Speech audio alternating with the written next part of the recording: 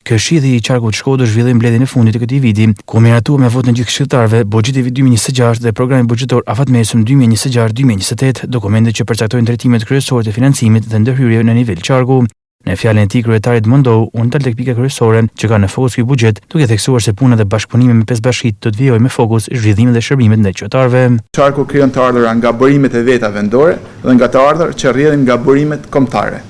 Të ardhurat nga burimet e veta vendore dhe kombëtare përbëhen nga transferta pa kushtëzuar, transfer të kushtëzuar për kryejen e funksioneve të deleguara, tarifa shërbimeve publike, kuota antarësisë së bashkive përbërëse, e cila përcaktohet me vendim të këshillave bashkiake. Për vitin 2026, të ardhurat e Këshillit Qarkut Shkodër nga transferta pa kushtëzuar dhe të ardhurat e vitit do të jenë në shumën 84.887.546 lekë.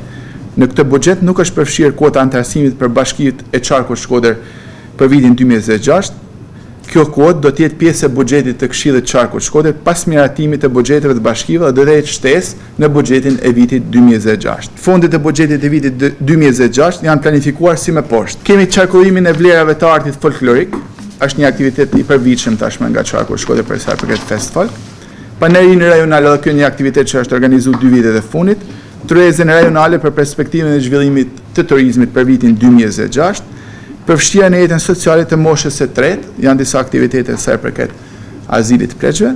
Lojrat popullore, aktiviteti i cili organizohet nga shoqata dhe Dora Albania. Kemi parashikuar ribotimin e një albumi fotografik, Historia e folklorit Qarkut Shkodër, pra është albumi i fundit që kena botu, do të bëjmë edhe disa kopje të tjera.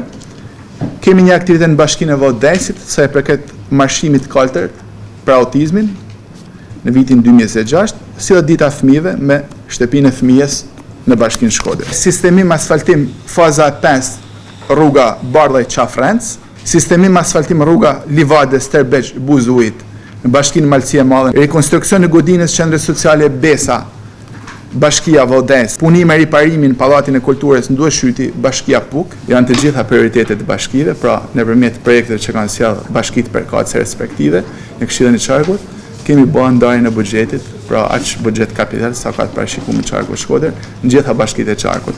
Në këtë mbledhje miratuar dhe paketa fiskale për vitin 2026, struktura organizative dhe niveli i pagave për administratën.